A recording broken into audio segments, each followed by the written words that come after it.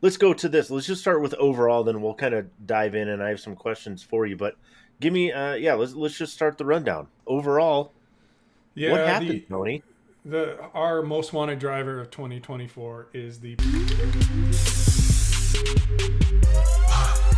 What is up, everybody? How you living? No putts given. Tony and Chris, Golf Spy, C Golf Spy T. We're back at it. Wednesday. Lots of driver stuff to talk about, Tony. All the driver things. all things. All things drivers. Finally, most wanted driver 2024 results publishing probably literally minutes before this publishes, so you should be able to check those out immediately. I cannot wait. We are absolutely going to be talking about that here. But before we get into that, that is our main topic. There's some golf tournament stuff last week. Bay Hill got a little angry. The conditions such that, ultimately Scotty Scheffler just kind of ran away from the field and hid. Happy learned how to putt. Uh-oh. Happy learned how to putt. I I was going to ask you this. So, we've kind of said, if Scotty putts average, he can win. If he putts great, nobody else has a chance. If he putts poorly, it's a top 10. So Yeah, it's like, all right. it's funny. So I'm looking. I've got the PGA store, PGA Tour stats page on, looking at the season stats for Scotty, Mm-hmm. and they've got a radar chart, nice little 5-point radar chart, and Yeah. Scotty's 5-point radar chart to date is basically a square because off the tee he's second, or excuse me, off the tee seventh, approach second, around the green eighth, total strokes gained first, SG putting now 107th, was 144th going into Bay Hill. So that was basically your flat line connecting the other two or other four damn near even points. So yeah, I mean he went in 1 week from 144th to 107th. If he gets into, say even into the somewhere to the 30 to 50 range, is going to be a problem for everybody else on tour. And it's Well, really interesting digging into the stats. Like his issues, he's terrible from inside 10 feet. He's currently ranked 169th mm-hmm. from inside 10 feet. You dig even more into the numbers from 4 feet, 4 to 8 feet. He's just not in that top 100. And so, we talk about, right, the switching to a mallet, that greater stability. We tend to notice that more on short putts. So it seems like it's a match made in heaven. And I think, again, it could be a problem for the rest of the tour. I was going to ask you this, if whether or not, it was a couple weeks ago, whatever, where, Rory basically said, geez, I wonder if Scotty, if he switches to a mallet, this could be kind of game over for the rest of us. So I really kind of hope he doesn't do that, like gives the rest of us a chance. But is this something that, like, just general consumers like should look at and go, hey, you know what? He's switching to a mallet. It seems that there's something there for him. I know it's part alignment, and being better aligned, but Yeah, it's one of those things where we know golfers have a long memory and sometimes have a mindset of what was always or what used to be true is true today. When you go back to mallets, used to be exclusively for that straight back, straight through type of putting stroke, which when you really look at it, almost nobody has. And so it was a case of like the stability of a mallet almost overcame the fact that it probably didn't fit you.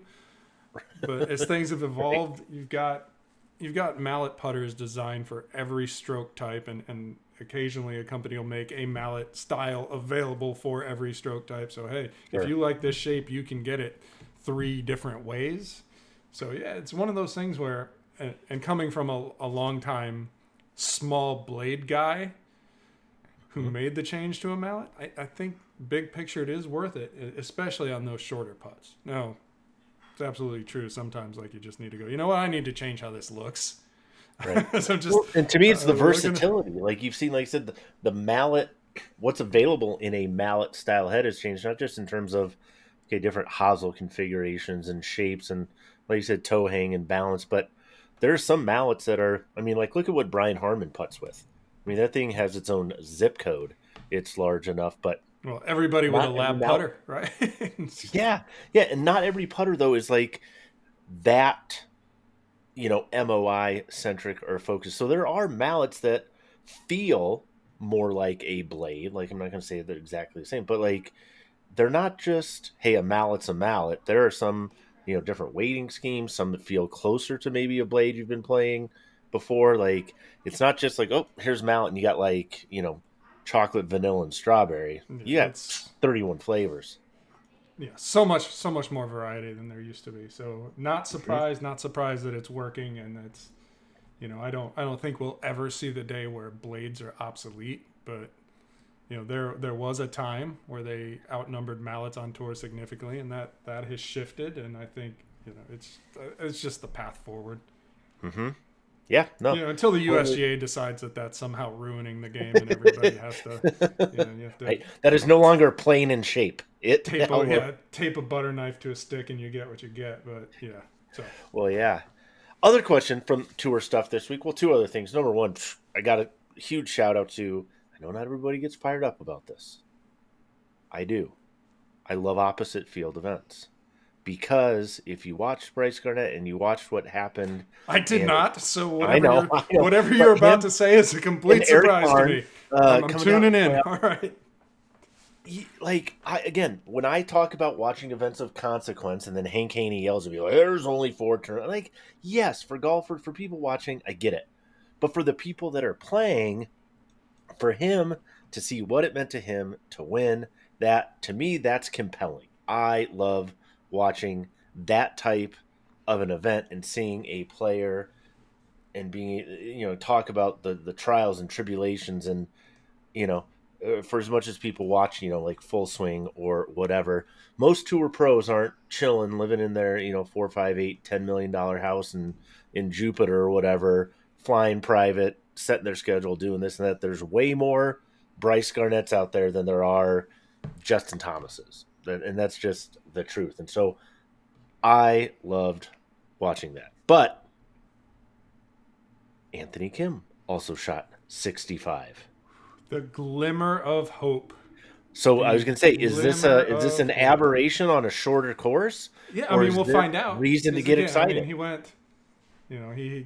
He's got 6 rounds under his belt now. 3 of them at +6. So that's the negative, and he's got a +4 and a +2 that aren't awesome. But the -5 to round out the week, it's a glimmer. It's It's a inconclusive, glimmer. but I think everything is inclusive. It was not the best round of the day, but a pretty good round to say the least. And if you can put up 3 rounds at -5, you're gonna win a hell of a lot more than you lose. So Hmm. and two rounds at that level, as long as the other one's not a +6, Yeah, are going to put you kind of I in contention at the top of the leaderboard. And again, as we've talked about, it's kind of what Liv needs. So I would hmm say that if you look at the leaderboard from Bay Hill, that was the leaderboard the tour desperately needed. There were they lots needed of that. Yeah. known names in the top 10. And again, smaller sample size, big picture. Anthony Kim still finished near the bottom, but if you're looking for, hey, something to be excited about moving Hmm. forward, especially if you see, as I do, Anthony Kim as a potential needle mover for Liv, it's a good sign. We'll see, Yeah. right? Sample Oh, size good. of now 2, but better than the first time. So hey, Yeah, and I'm progress. willing to give him a good chunk of this season. Like anytime you take a decade off from anything like that, there's going to be rust. All these things, no doubt. The talent is there. You don't forget how to play, but to get back into tournament form, etc. I think it's as much mental as it is physical too. Going, oh, I can shoot 65. I can go low again. I can do A, B, and C. And like I said, we'll see. For me, it's reason to be optimistic for the Anthony Kim fans out there, no doubt. Before we get into drivers, though, Tony, I want to talk about something that is not a driver. Let's talk about something that is, maybe. Well, you're going to tell me. How about this? So, on the USGA conforming list on Monday, a club popped up that was a bit of a surprise to all of us involved here.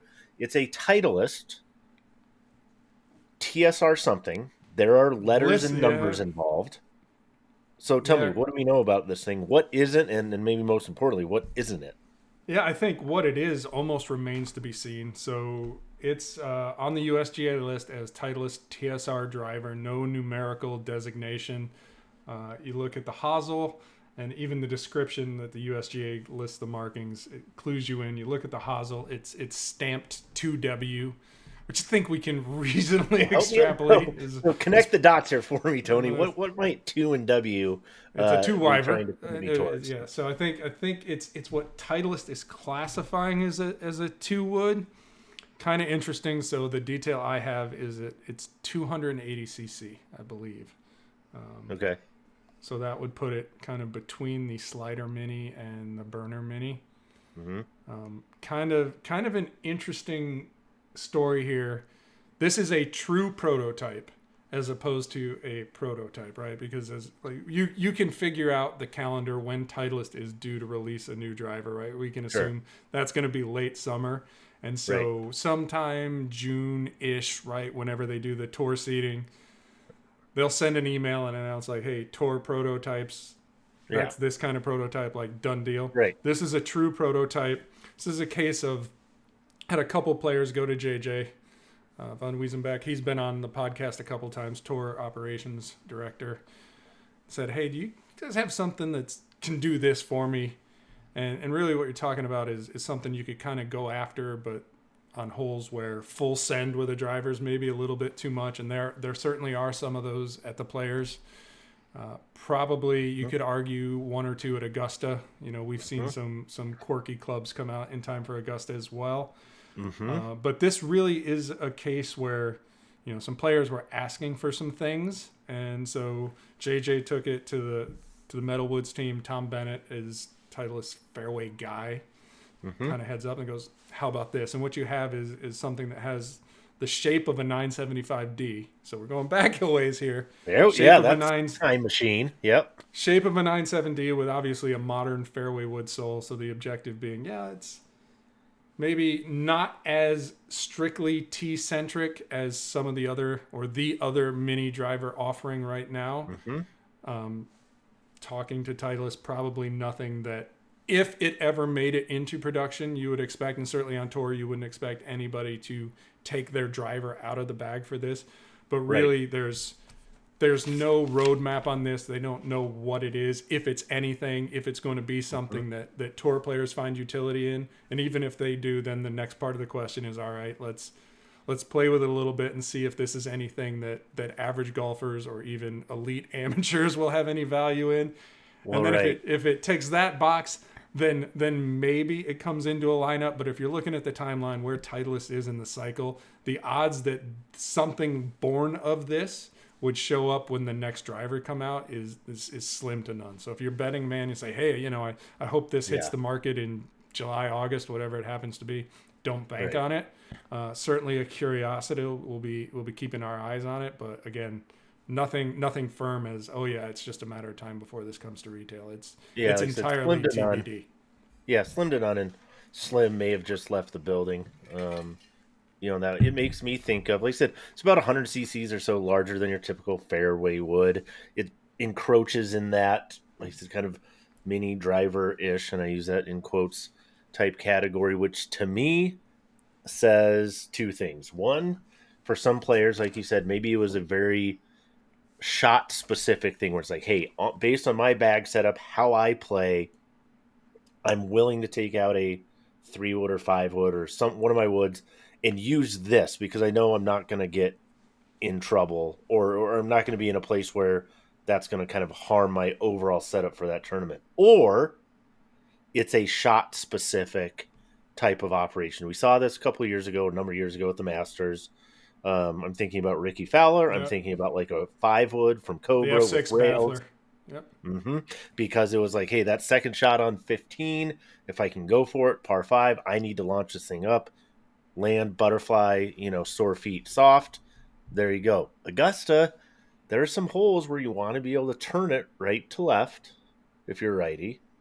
I'm thinking like 13. But like you said, driver may be too long and too straight. Yep. So does Absolutely. this become that type of a club for somebody for a specific event. And again, as long as majors are as important as they are, maybe it makes sense to build your equipment around the strategy for, for that course. Yeah, I'm certainly curious about it. As a guy, I don't hit 3-wood off a tee a lot, but there were, and again, sometimes it's because, well, it's not quite long enough, and the doesn't give me any real advantage in terms of straightness. We've seen that data, right? It's just you're just Right. not going to hit that 3-wood straight unless you're a Right. very special player with a 3-wood. It's very rare that happens, and so for me, Right. it's like, all right, if this came to market, would I be able to hit it off the fairway? And so looking at, again, there are more to it than just the volume of the club. There's a lot that goes on to how that volume gets laid out, the kind of the shape and stuff like that. But I'm like, SLDR, when TaylorMade's original mini Yeah. there, I had Yeah. no problem hitting that off the deck. Like, that worked. Hmm.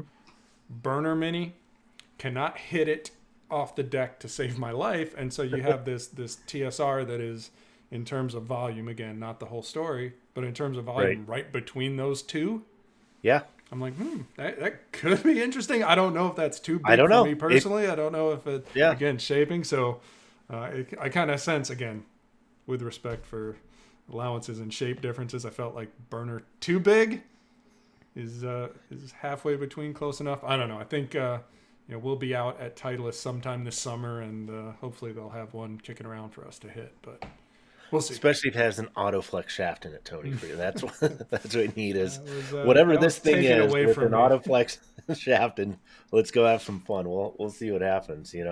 All right, big bulk of the show here, people. So if you need a break, hit pause right now. Go grab a Yeah, this is refill on your this is Dr what used to Pepper. be the after show right here Kind of for what used to be sure. the after show, but it's like, hey, when we got big testing results that come out, we need to dig into this stuff. So, Tony, I'm going to ask you some questions here. So, yes, we Yeah, are we want talking to. most wanted driver. We're talking driver testing. We're talking all of this data. The first thing when people go to look at this, they're going to notice a couple things that are different: the Yeah, layout and the this is scoring. a big redesign, and I'm really happy with how this looks, and the data is going to be there, and all this stuff we're talking about is going to be able to follow a link and get to the data page. We're going to keep the actual presentation really clean. To an extent, the intent is to keep it simple. Kind of lay it all out for people who want it, clean and easy, and then for you guys who want to dig into the data and kind of how we got to the scores. Those will be there as well. So yeah, as you mentioned, we've changed the scoring again. I know it sucks, but we moved from a 100-point system to a 10-point system. Again, very simple. Right? Everybody can kind of wrap their head around that. And how we get there is a little bit different. So one of the things that was important to me is I wanted to be exceptionally true to what we were seeing in the data, and by that I didn't want to accentuate really small differences and make them appear larger than they were. And so, we start with what we call our efficiency averages, and this is an approach that we came up with 3 or 4 years ago working with Lou Stagner. And it basically starts with the percentage difference from the average at the individual tester level. So, real quick, if your average across all drivers in the test was 260, we would look Okay. at each individual one and say, how much above or below on percentage was that? So you might say, hey, the longest one you hit was 5% longer than the average. The worst one Gotcha. you hit 8% less than the average. So that's the approach we take with all of the metrics, and then we aggregate them across the entire test pool and then turn them back into essentially the numbers you would expect to see on a launch monitor. So Okay. that's the way we've done it the last few years. It's a really good approach. We like it, but this year we kind of saw an opportunity to expand on that, and I call it add a different window into the data, right? Because you have data, you collect it. We have I think we have our methodology as far as how we collect the data is super sound. I think as good as it can be right now, and we may learn something new tomorrow, but right Sure. now I'd say it's as good as it can be, from the way we handle outliers to how we rotate clubs and make sure everything gets a fair shake. The way we, again, with the efficiency, we're doing it in such a way so that guys that hit it really far don't kind of put the thumb on the scale and kind of overrule or outweigh those who don't hit it as far. So Hmm. it's a great way to compare or get a meaningful data set when you're dealing with realistically. We have guys who average under 200 Sure. total yards and guys who average over 300. And so you've got to come up with methods to keep that fair and balanced. Not to sound like a terrible Fox News ad, but that's the approach we're taking. You are fair and balanced, Mr. Covey. Yes. That's one window into it. So the new window into this, and to be real quick, what we do is, and again, the idea of not inflating differences is if you're an average, our average score starts at an 8. And at what? At an 8. So that's 8. Kind of our baseline. So everything that's within the same range, statistical range, that's an 8. And if you're a little bit better than that, you can get a 9. And if you're exceptional, which is very rare, we might see something that starts at a 10 for any given individual metric. And likewise, we start at an 8 and we get down to the 6s if you're not awesome.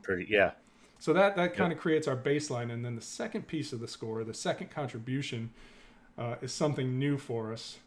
And it's kind of a throwback to what we did when we were using a top group percentage. But basically what we're looking at to complete the score is how often or for what percentage of the test pool for the given metrics that we can do this with was each of these drivers in the top 5. And so how often did it rank in the top chunk? We kind of like that top 5. That's that's statistically not perfect, but that's generally going to be about what you get when you group them at the individual level. Like, hey, these 3 to 7, so 5's a good number, or better than for this guy. These are the clear best group of drivers. So to keep it simple and understandable, we use a top 5 and we look at that percentage across all of our key metrics, and that makes up kind of the rest of the score. And in doing so, you find some really interesting things. You'll see clubs that on average for a given metric are middle of the table, but then when you start looking at that individual performance, you sometimes see big jumps like on average it was kind of middle, but man, if you hit this really well, if this was good for you, it was really good for you. Really good. And conversely, you see some situations where, hey, if this was bad for you for a given metric, it was really bad. And so it's again having that second view, that second window into the data, I think gives us I think it's a more robust approach, and frankly, I think inside the walls at my golf spy, we're really happy with the approach and what it's gotten us and how it's played out. And so, we'll talk about this very soon, I'm sure. But when we look at our top 3, for example, we're really happy with what we got. Not because we thought these were great drivers, but you get the kind of the something for everyone. Like if you just want pure distance, if we got one for you, if you're looking for something that's going to just go straight, we've got one for you. And if you need a little help, maybe you need a little draw bias, but you still want to hit it long and straight, we've got a surprisingly really good one for you. And so within even that top 3, we have a really, really good mix. And, as per usual, when you kind of look at the top handful, maybe even the top 2, that you could, for specific reasons, you could make a case for a lot of them. But I'm particularly excited about kind of not only what we got, but how we got there this year. Yeah, so and what I kind of like about it, then we're going to dive into some of the results here for those of you that are like data. I just want the answers. Answers are coming right to you. And that's what I like about it is you can go either way. If you're the consumer, you just want to know, hey, what won or what did really well? Give me a couple, like you said, this one was most forgiving, this one was most accurate, whatever. We have that. It's clean. It's right there. It's easy to see. You get all the information you want. If you want to dive, caveat, don't like each of these scores are calculated independently, so don't try and take an accurate score, a distance score, and a forgiveness score and put them together and expect that it's going to somehow line up with the overall score. We are trying to lay these out on a scale, so but the same math is applied. It's just kind of how we get to that final number. Yeah, and if people want to dive into that piece, like I said, we'll have that data chart and that stuff there. So let's go to this. Let's just start with overall, then we'll kind of dive in, and I have some questions for you. But give me, let's just start the rundown. Overall, what happened, Tony? Our most wanted driver of 2024 is the Ping G430 Max 10K. And it got there, I would say, largely on the strength of its on the straightness. So this one, it was the rare case in which we look at our straightness metric, our baseline, it started at a 10. It was just phenomenally straight, Like noticeably straighter. ridiculously straight. Yeah, and so starting from there, that's obviously what stood out. We're like, my God, everybody, Hmm. loosely everybody hit it Right. super straight, and then from there, you start looking at the distance and our scale. Right, our baseline for the max 10K, eight. So for both carry and total. So in that respect, you would say average distance. Hmm. But this is a case when we start looking at the individual golfer. Right? How did it do? It Right. was in the top 5 for basically 23% of the test pool, Okay. and that is well above the average. The average tends to be about 15%. Okay. So again, not necessarily the absolute longest driver, but for a decent percentage of golfers, it's going to be long enough that you're not going to notice that it's not the Hmm. absolute longest. And Yeah. So obviously, under yeah. our forgiveness metrics, it wasn't the best. And again, let's be clear: MOI does not necessarily translate. The highest MOI is not always the most forgiving, but it Correct. wasn't far off the lead. And so, just exceptionally well-rounded driver.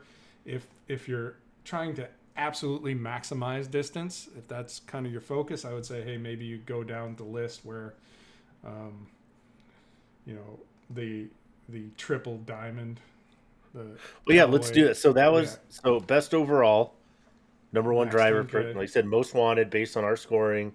Ping G430 Max 10K. Number two. Triple diamond, Callaway Paradigm, AI Smoke, triple diamond, long as you would expect. And when we were out at Callaway, they talked about making it kind of the most forgiving or the most consistent triple diamond ever. And some of Hmm. that came through in testing, so that did really well. Next on the list, again, another strong showing for Callaway, AI Smoke Max D. Little bit of draw bias. And again, Hmm. that's one where it was, I would say, like, it's actually the one that we have listed as the longest, and that's again starting with that base score of 9 for both carry and total. So, Hmm. among the longest, nobody got to 10 in either one of those. So in that group of absolute total longest for across the test pool. And then when we look at, and this was surprising for what's supposed to be a draw bias driver, but Yeah. for carry yards, 40% of the test pool, it was in the top 5, which is absolutely astonishing. And looking at total yards, it's not going to roll as much as some others. Still 36% of the test pool had this in its top 5. So, basically 1 in 3 golfers, this was in the longest for. Hmm. Yeah, just absolutely excellent. Yeah. Surprising again for a draw bias driver, and not necessarily. We tend to, with our test, for most of our testers, we set them up to try and take a lot of that draw bias out, because it's very difficult to test with Sure. slicers.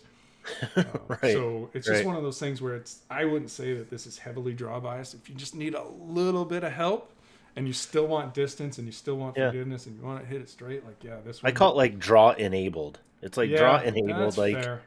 and it's funny, like looking at that, and obviously you've been knee deep in the data for many, many weeks here. Um, I looked at it, and it's interesting. Sometimes it does reflect your own personal testing.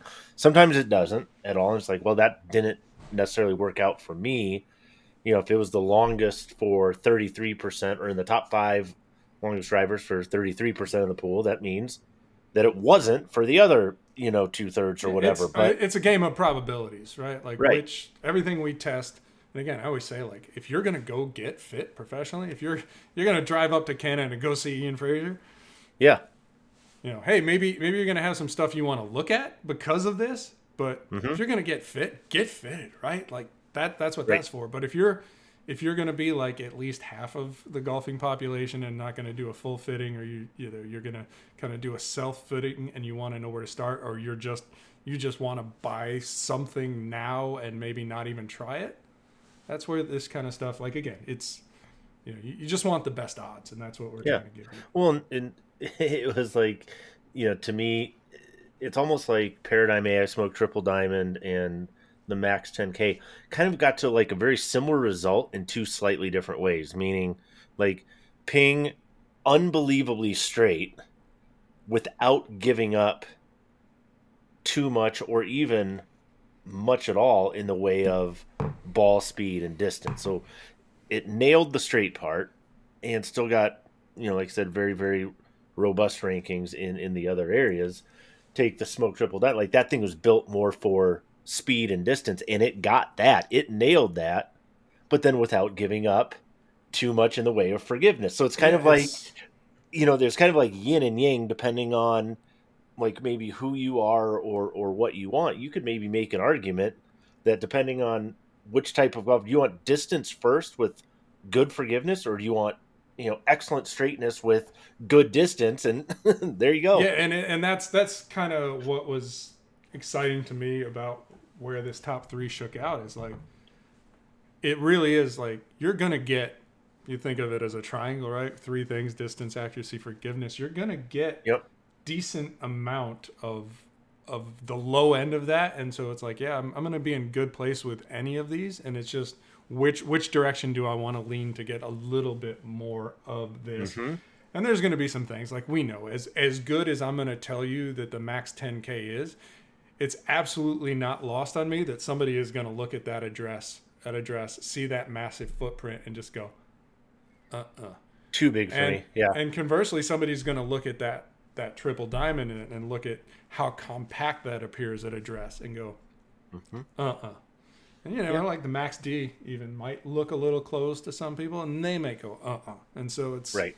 you've got good choices, and I would argue just kind of looking down this top list. So going from Max D to TSR3, which tested really good again for us. Yeah. QI10 LS is in the mix.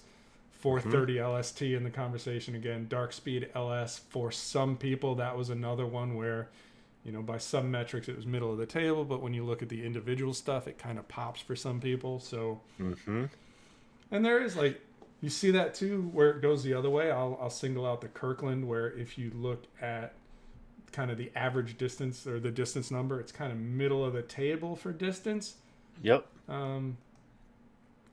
But for showing up in that top group, less than 9% of the test pool. So again, but it hardly is going to cost you anything. That's why we called it out on value, right? Get So dirt cheap. So yeah. Yeah, let's go through some of these individual scenarios, because now I have some questions for you. Because, cool. People are going to take a look. I got questions for you now. So this year, I want to say, and please correct me if this stat's wrong, but when we look just at the distance perks, I know people care about ball speed and numbers and distance, and you should, particularly with the driver. It's the only club that doesn't really have a speed limit on it, where hitting it a little bit further is probably going to be a good thing. 15 yards, longest to shortest this year, is that right? That sounds right. Believe it or not, I do not have the raw data in front of me of all the things, but yeah, that's typically what we would expect to see. So my question for you, is that indicative of just drivers in general becoming more like, because I think in the past we've had maybe more, like one year is like maybe 25 or 30, and I could be totally making this up as well. But to me, for a test at this magnitude with this, this many people and the number of models that we test, 15 yards did not sound like a crazy amount to me. Yeah, it's 1.5, about 1.5 club difference, and again, a little bit of that is individual. You do have guys that Sure. hit what is on average the shortest, they'll hit it the longest. But yeah, it's so let's see, where's my total? Here we go. So across our pool, yeah, it's 15 and change. Okay. All right. And again, All so right. looking at just the average, and again, understanding that we also consider the individual versus going, well, the average says this is the longest end of conversation. So if you're looking just raw average by just a hair, and again, this is why we look deeper. It's literally by just a little bit more than a quarter of a yard.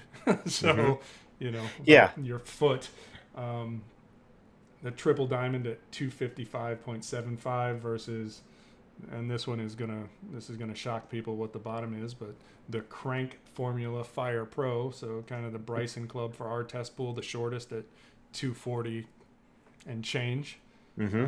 Also, and that's again, I mean, I'm not shocked by that. It's not a club that's designed for the masses. I wouldn't expect the Right. driver that works exceptionally well for Bryson is going to work well for To a work lot of well for guys, yeah, even no doubt. even beyond the loft consideration, right? Like it's a big face, a Yeah. lot of face Next above it. question. Biggest Yeah, surprise. So when you look at this, biggest kind of shock, and it can be a good shock. It could yeah, be it's a a bad bad shock. shock. It's a So I'm bad also going to shock. ask you biggest disappointment because Well, companies okay. look through this, people look through it, and they go, you have certain expectations. Like, what jumped out to you as like, oh man, I did not see that coming. Yeah, I mean, I think, and it's always like just understanding what the reader reaction is going to be and anticipate, and everybody, people will accuse us of being on the take or trying to crap all over somebody, and What? we No, they always never know do that's that. coming. Like They never it's do that. unavoidable. Like I said, I trust our process. I think it's I'm really comfortable with it. The one that stood out for me was the TaylorMade QI10 Max. And again, Their that one, 10K driver, the one their that they're. 10K, yeah, that Hmm. one. Just looking at the numbers, like it was painting with broad strokes here. It was slow. It wasn't particularly long. Again, looking, Hmm. you'll see where it falls on the average chart. It's definitely towards the low end. That Yep. window into individual performance. It was. Take a guess. How many testers do you think it was in the top five for? For distance Mm-hmm. or just overall? For distance. Yeah. So you said average was, I'm going to say 9%. That's the number of golfers in our test. It was in the top five for. So, and Really? we look at it, and again, it's That is surprising. and it Okay. was it was on the spinny side. And again, this Sure. isn't TaylorMade isn't saying if you are looking to maximize distance, you want our longest driver, go here. As we would expect, the QI10 Right. LS was the Right. longest. That was one I would look at and go, yeah, if you really want distance, they've made it more forgiving than past Hmm. iterations. This one looks pretty good. That's the one I would lean to. So that one was good. I would say the standard QI10 kind of average, and the Max definitely on the low end of things, especially.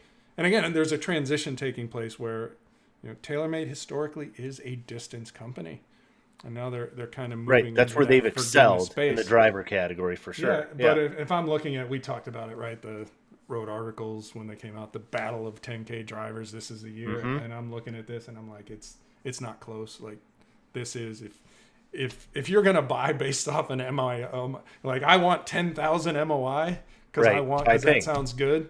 Yeah. By ping. So it's a Easy. clear choice to me, and that's not to say that you may not through a comprehensive fitting find your way into the TaylorMade. Sure. But dealing with the stock components as we do in our test, that one was kind of Hmm. the surprise. Going the other direction, right? Like good surprises, Yeah. um, good surprises with a healthy dose of disappointment. So this was by far the best showing for PXG drivers, especially in the forgiveness. I mean, so in general, good. Like both really forgiving, strong showing. Not runaway sensations, but certainly the best showing we've seen to date. Unfortunately, we were only able to test the Gen 6s. We could not Right. get the This is Black not Ops in Black time. Op. So just to PXG clarify. PXG did not provide them to us. Yep. So So this is it would not be Black Ops. interesting to This is see. previous Yeah. generation. Yep. So it'd be interesting to see how you can still get them, and you can get them at a good price. So something to think about. But Yep. yeah, and then kind of I wouldn't even call it a surprise. It's just one of those things that every year I kind of go, what's going on here? Because and you can look at this, you can go back historically and see this trend, but Hmm. it's apparent last year, apparent this year when we look at Callaway always has three drivers, right? Or has Right. for the last little while, and the triple diamond historically tests really well for us because it's fast and it's long, and distance matters a lot in the driver category. Sure. We talked about the Paradigm X last year, and how good that tested for us and what a surprise that is. And Hmm. year after year after year, kind of that stock model. This year, just the Paradigm Smoke Max, very much middle of the table. So that's Uh-huh. what I'm like. Why does that? Yeah. Why does that seem to happen? So Yeah. yeah, When you said next question, moving sure. forward, we talked like dark speed, like you said, QI10 LS. Some of these ones where you're like, if there's a certain situation, we start to see drivers or things maybe excel in a certain area or based on different parameters. So if you're like, hey, if this sounds like you, this maybe should be in your testing pool. And it's not just, okay, everybody should go try this, and this. Okay, that's fine.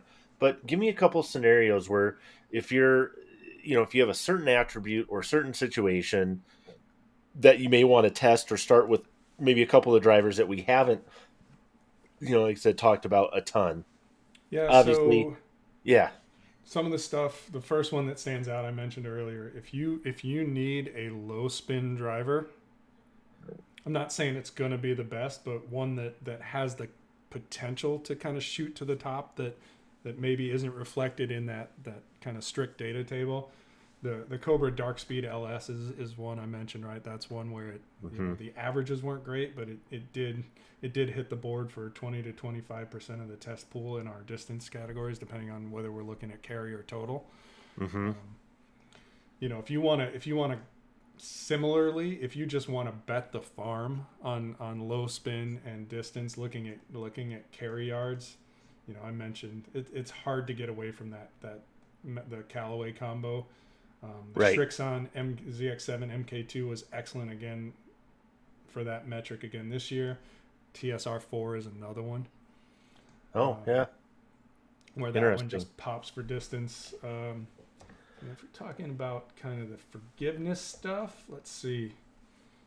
If you're kind of, again, the PXG stuff, I think they top the table for forgiveness. Titleist TSR2, again, is one of those where it'll finish middle of the table, but it does everything well. There's not really, it doesn't necessarily blow the doors off in any category, but it kind of one of those exceptionally well-balanced ones. Okay. I'm going to ask you the question. I'm going to ask you this question a different way too. Is we see it. I'll use cars because it's a bad analogy that gets overused, so I might as well use it again. Year over year, incremental changes.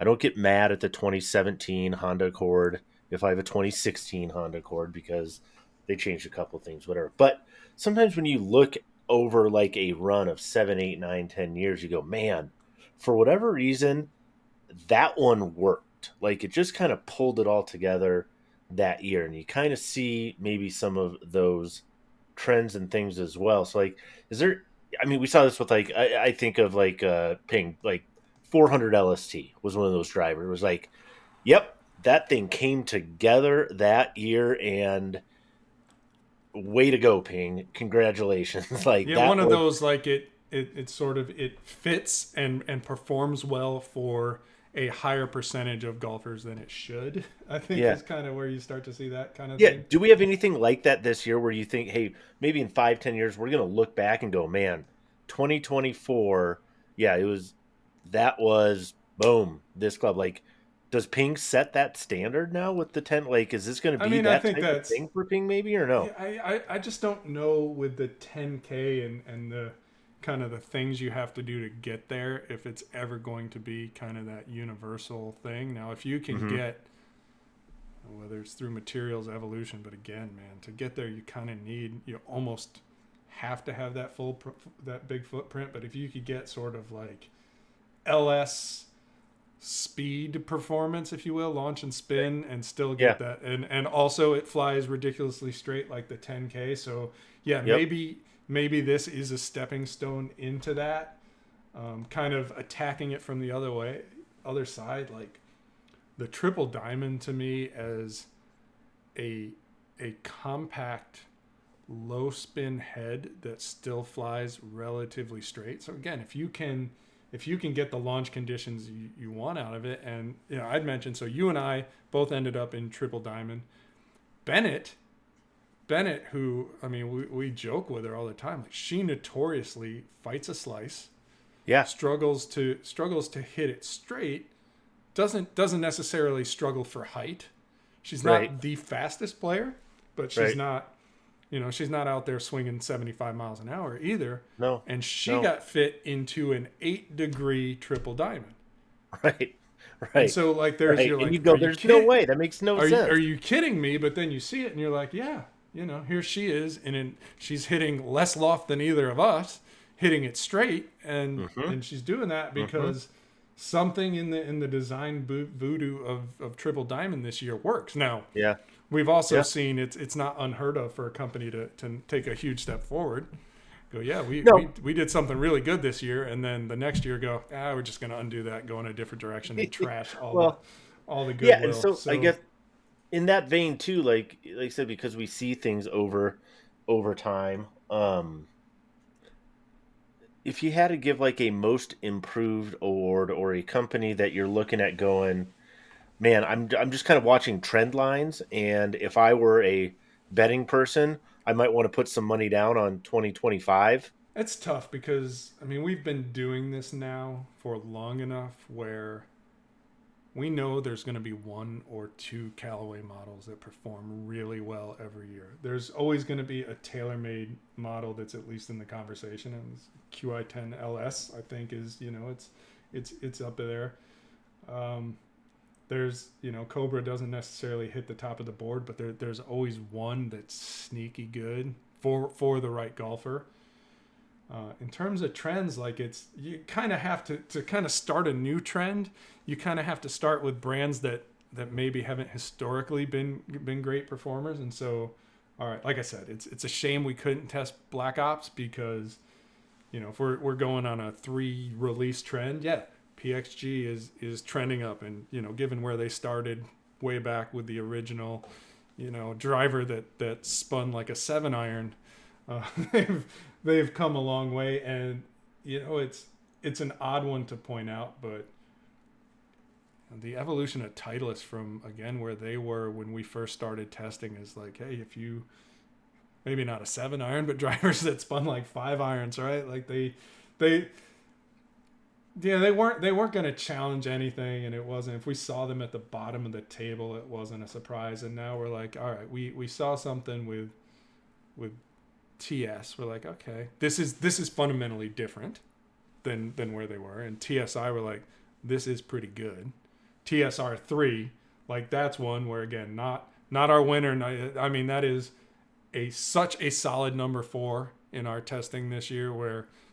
And again, that's one where you go, if I'd oh yeah, and again, this is yeah, and this is with off the rack stock components. Like we said, we try and do our best job of fitting our guys, but I mean, if you're going to go in and have a selection of shafts to really really take it to the next level, I mean that's going to be it's a Titleist is going to be in the conversation every time. So if next year we saw a Titleist win, I'd be like, yeah, that was the trend. If next year we saw, if we can get a PXG driver in, and I mean, it seems like almost wild to even suggest that it could win, but you can see a path now that maybe wasn't there. Yeah.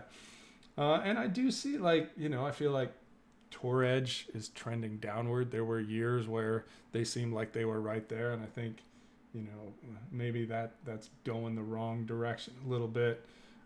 Curious to see where Wilson goes. We've seen like they're better. Can they take another step forward? So yeah, I mean, but every year's different, and you just don't know. As manufacturers try to bob and weave, and not, if we're being brutally honest, we know this, right? You want to make something better every year, but with 1 year release cycles, sometimes all you can do is make something different.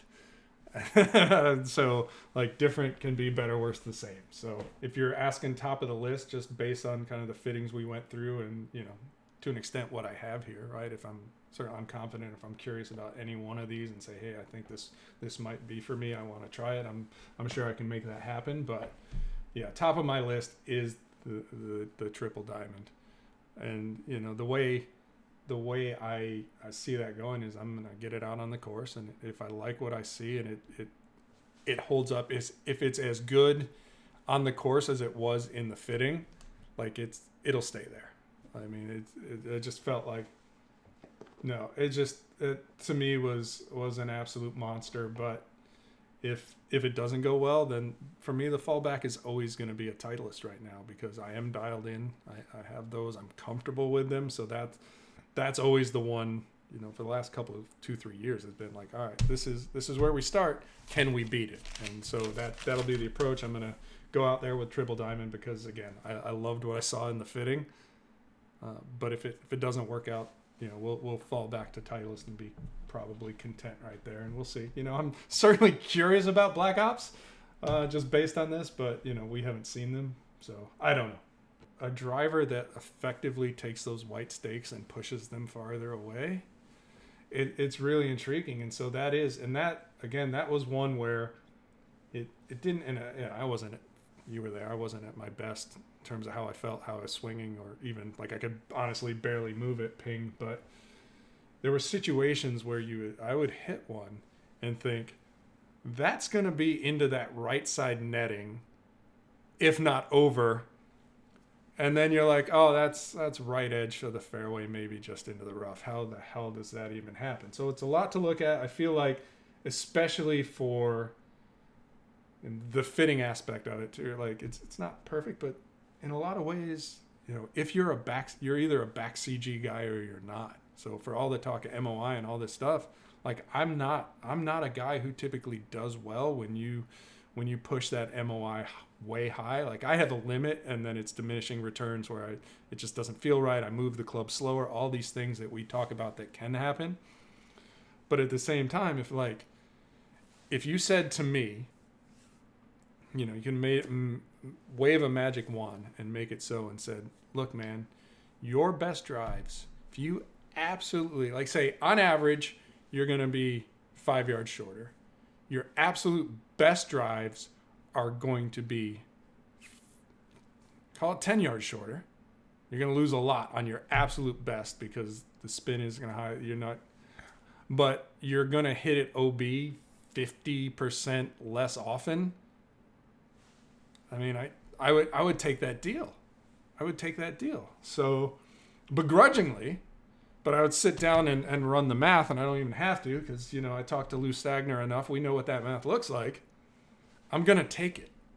And so, yeah, I'm kind of with you where that's a case where if things went south as they did, and it happened last year where I started the year off spraying, it wasn't cool. And so I was like, let's go to the ping. Let's go to the LST. And I did that and straightened myself out. And then eventually went back to something that was going to give me a little more pop. And so, I could have that same progression again this year, only instead of the LST, it might be to max 10K. We'll see. I love that. And with that, stay tuned, people. There's always going to be more information coming out next week, the week after, all these kind of things. Find us, follow us on the interwebs. Let us know what questions you have. Until then, we out.